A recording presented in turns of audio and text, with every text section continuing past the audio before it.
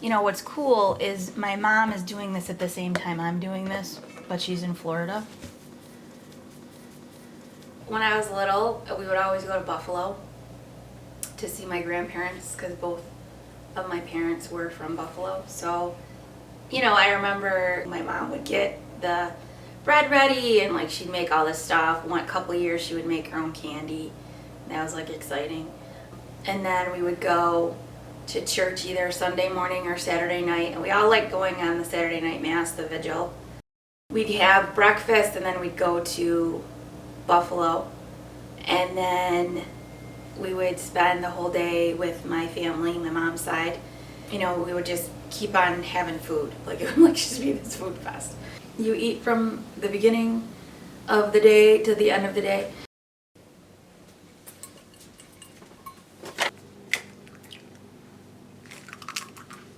In the Italian culture, so many of the traditions revolve around the food.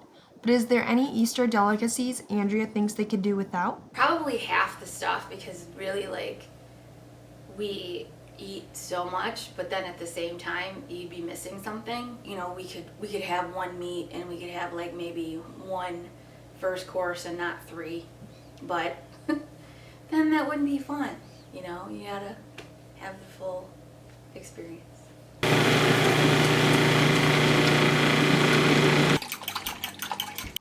Recipes are often shared as a way to keep the traditions going from generation to generation.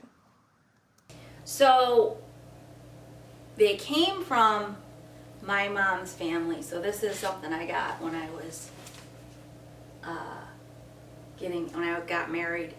It's called Kenny's Favorite Recipes, and my mom actually made a cookbook for my sister-in-law when they got married. And these recipes came from my mom and my grandmother. And so that's a part of like our family history.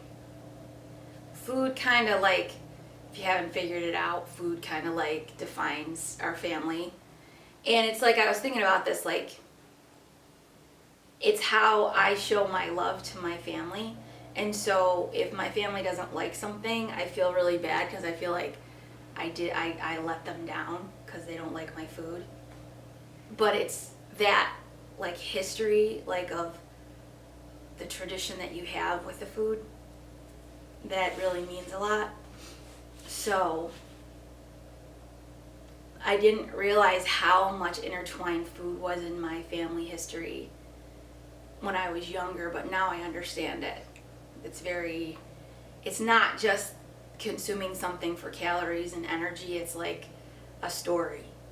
So like when you ask me like what could be left out, really nothing can, because we'd be missing part of the story.